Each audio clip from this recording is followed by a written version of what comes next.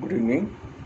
Myself, Dr. Prem Prakash. I am from Rajiv Gandhi College, and today we are going to start 17th chapter. This is revision, and हम लोग 2-3 chapters का revision कर चुके हैं. आज हम लोग 17th चैप्टर का रिवीजन करेंगे और एग्ज़ाम आप लोग नज़दीक आ रहे हैं. शायद आप लोगों ने पढ़ाई भी शुरू कर दी होगी और आप ये चैप्टर्स वगैरह जो रिवीजन हो रहा है उसको ध्यान से पढ़ें और आगे इसकी तैयारी करते रहें. हम लोग मैन्युफैक्चरिंग इंडस्ट्रीज़ के बारे में डिस्कस कर रहे हैं. मैन्युफैक्चरिंग इंडस्ट्री होती क्या है और किस प्रकार से ये हमारे जीवन में हेल्पफुल है. हमारे पास कच्चा माल काफ़ी होता है. कुछ हमें खेतीबाड़ी से मिलता है, कुछ हमें खनिजों से मिलता है, कुछ मत्स्य पालन वगैरह, खनन वगैरह इत्यादि काफ़ी सामान होता है. इस कच्चे माल को हम लोग उपयोग के युग में बनाने के लिए हम लोग मैन्युफैक्चरिंग इंडस्ट्रीज़ का इस्तेमाल करते हैं. तो जब इनका हम लोग मैन्युफैक्चरिंग इंडस्ट्री में इसको डालते हैं तो हमारे डेली यूजेज का जो सामान है उसके बारे में हमारे पास सामान आके बन के आ जाता है. उसको हम डेली यूज में इस्तेमाल करते हैं. इसके साथ साथ जैसे कपास है, चमड़ा है, लोहा अयस्क है, लकड़ी की लुगदी वगैरह है, खनिज तेल से रासायनिक पदार्थ बनाना, ये सब है. इसमें ये सब भी आते हैं. अब इंडस्ट्रीज़ जो है, उद्योग क्या है, जो हमारे कच्चे माल को डेली यूज वाले सामान में कन्वर्ट कर देते हैं, उसे हम लोग इंडस्ट्रीज़ कहते हैं. इंडस्ट्रीज़ कई प्रकार की होती हैं. मेनली इनको डिवाइड करने के 4 आधार होते हैं. जो पहले वाला आधार है, इसको हम लोग देखें तो पूंजी और निवेश व श्रम शक्ति के आधार पर पहला आधार है जिसको हम लोग डिवाइड करते हैं. तो पहला आधार के ऊपर हम लोग इसको जो इंडस्ट्रीज़ को डिवाइड करते हैं वो है आकार के अनुसार, पूंजी के अनुसार, निवेश के अनुसार, श्रम शक्ति के आधार के अनुसार. इसमें सबसे पहला जो कैटेगरी है, जो पहली कैटेगरी में हम लोग इसको शामिल कर सकते हैं इंडस्ट्रीज़ को, उद्योग को, वो है बड़े पैमाने के उद्योग, large scale industries. Large scale industries में काफ़ी बड़ी बड़ी चीज़ें बनाई जाती हैं. इसमें बहुत बड़ी संख्या होती है श्रमिकों की और श्रमिक ज़्यादा काम करते हैं. उसके आधार पर ही इसको हम लोग लार्ज स्केल इंडस्ट्री कहते हैं. कच्चा माल, पूंजी, शक्ति एवं कुशल श्रम का प्रयोग करते हैं. इस उद्योग की अन्य विशेषता ये है कि गुणवत्ता वाली मात्रा अधिक होती पाई जाती है. जैसे पटसन, सूती, कपड़ा, चीनी, मशीन, औजार से संबंधित जितने बड़े बड़े उद्योग हैं उसको इसका इस्तेमाल हम लोग इसी इस्तेमाल से हम लोग इसको वो करते हैं, पैदा करते हैं. दूसरी प्रकार की जो इंडस्ट्रीज़ है वो है मध्य पैमाने के उद्योग, मीडियम स्केल इंडस्ट्रीज़. इन उद्योगों में बड़े पैमाने के उद्योग की अपेक्षा कम पूंजी का उपयोग किया जाता है, जहां ज़्यादा मैक्सिमम पूंजी इस्तेमाल की जाती है. इसमें इस कैटेगरी के अंदर एक लिमिट भी बनाई हुई है जो सरकार नियम के अनुसार, अपनी पॉलिसी के अनुसार इनको चेंज करती है टाइम टू टाइम. तो जो लार्ज स्केल में मैक्सिमम पैसे खर्च किए जाते हैं, जो मीडियम स्केल में इसमें कम पैसे खर्च किए जाते हैं. उसे जो लार्ज स्केल से कम पैसे खर्च किए जाते हैं. इसमें साइकिल बनाना, विद्युत उपकरण बनाना, रेडियो, टेलीविज़न वगैरह आदि बनाना, सब कुछ इसमें शामिल किए जा सकते हैं. तीसरी प्रकार की जो इंडस्ट्रीज़ है वो छोटे पैमाने के उद्योग, स्मॉल स्केल इंडस्ट्रीज इसके अंदर आते हैं. इसमें परिवार के सदस्य मिलकर सरल छोटी छोटी चीज़ें हम लोग परिवार के साथ भी बना सकते हैं.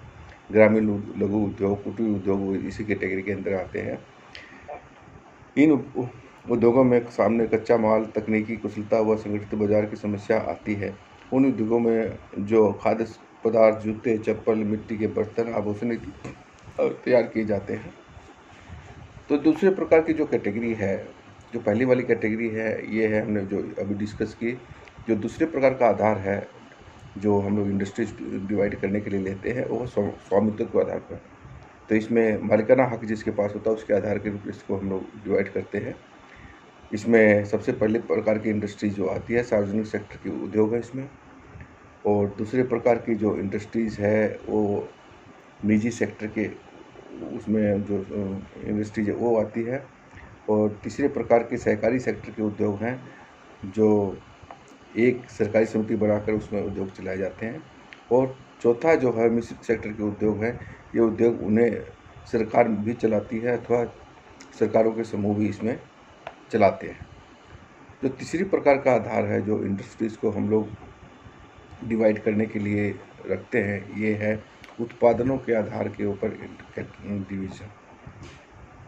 सबसे पहले हम लोग इसमें मूल पदार्थ का उद्योग है, जिसमें किसी भी मूल पदार्थ को बनाने के लिए इंडस्ट्रीज लगाई जाती है।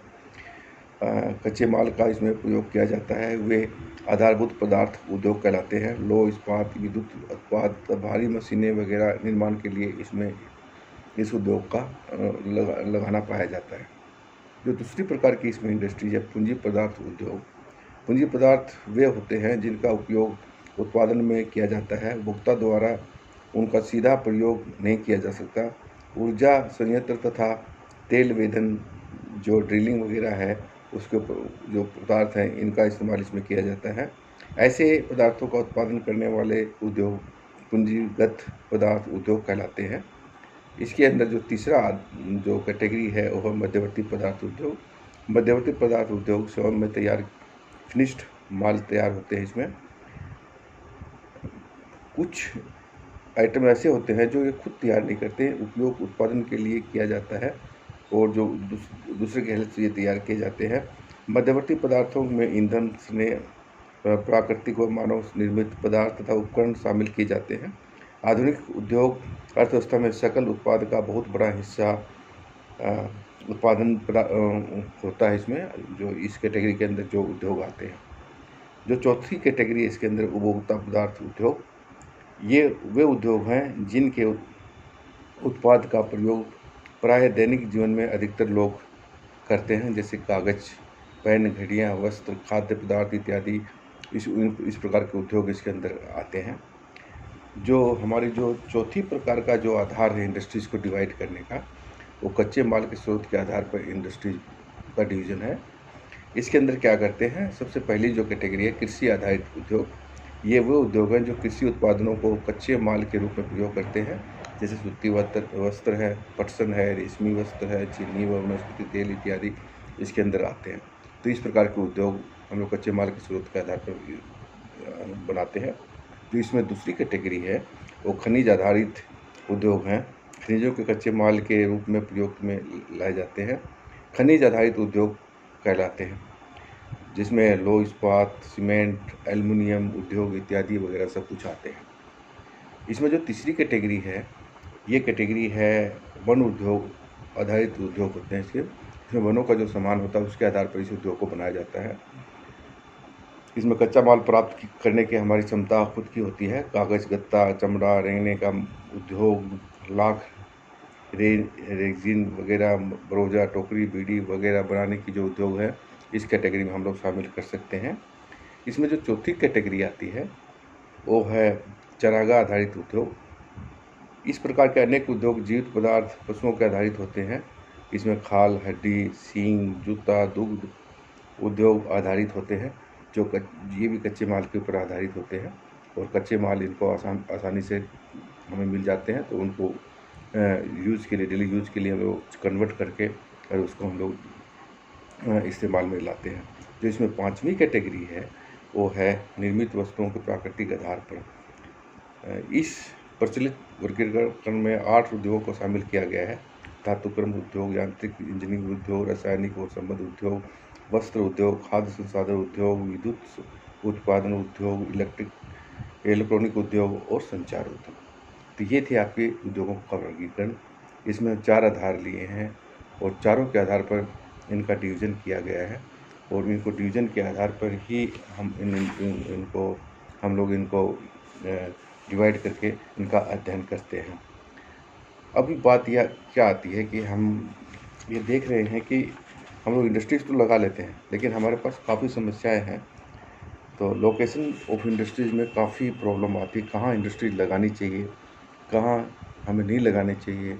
सरकार की पॉलिसीज़ वगैरह जो है वो भी काफ़ी हेल्पफुल होती है। तो ये काफ़ी हमारे पास प्रॉब्लम्स आती हैं, जैसे कच्चा माल की प्रॉब्लम आती है, ऊर्जा की प्रॉब्लम आती है, बाज़ार की प्रॉब्लम आती है, परिवहन के संचार के साधन लिंकेजेस की जो प्रॉब्लम हो वो आती है, श्रम की प्रॉब्लम आती है, श्रम काफ़ी महंगा हो जाता है। तो हम लोग को ऐसी जगह इंडस्ट्री लगानी पड़ती है जहाँ पर श्रम काफ़ी सस्ता हो। इसके बाद में ऐतिहासिक कारक है, जहाँ पर कि कोई इंडस्ट्री जहाँ पर नामी हो, जहाँ पर कि जिसकी लोकेशन अच्छी हो, उस उद्योग को हम लोग वहाँ लगाते हैं। औद्योगिक नीति इसमें काफ़ी हेल्पफुल होती है, जैसे मारुति उद्योग और हीरो होंडा वगैरह हरियाणा में आए थे, तो हमारी पॉलिसीज़ ऐसी थी कि उसको हमने इस्टेब्लिश किया था। इसके बाद में पूंजी बैंकिंग, अगर किसी उद्योग को लगाने के लिए हमारे पास पूंजी नहीं होगी, तो हमारे पास कोई भी आधार नहीं है इस पूंजी को लगाने के लिए। तो ये सब सेक्टर्स हैं जो कि हम किसी भी इंडस्ट्रीज़ को लगाने के लिए, किसी भी इंडस्ट्रीज़ को डिवीज़न करने के लिए, उनको डिवाइड करने के लिए, ये सब हमारे पास आधारित होते हैं और उनके आधार पर ही कोई भी इंडस्ट्रीज़ हम लोग प्रोग्रेस कर सकते हैं। इसमें कई तरह की इंडस्ट्रीज़ हैं जो बाद में चल के आती हैं, जो इंडिया में काफ़ी फेमस है। वो लौह इस्पात उद्योग है, काफ़ी इंडिया में नामी है। और उसके बाद में है जैसे लौह इस्पात में टाटा आयरन वगैरह है, टिस्को कंपनी है, ये सब इंडस्ट्रीज इसमें आती है। मैग्नीज उद्योग भी है, Indian iron and steel company वगैरह, ये सब इसके अंदर आते हैं। इसके बाद में ये आमतौर पर जो हमारे इंडस्ट्रीज़ हैं, आमतौर पर वहीं पर लोकेटेड, जैसे रॉ मटेरियल ओरिएंटेड इंडस्ट्रीज़ हैं जो वहीं पर इस्टेब्लिश की गई हैं, जहाँ पर कि ये कच्चा माल पाया जाता है। तो ये थी हमारी इंडस्ट्रीज़ की, मैन्युफैक्चरिंग इंडस्ट्री, जिसके बारे में हम लोग डिस्कस कर रहे थे। Okay, thank you very much, good night.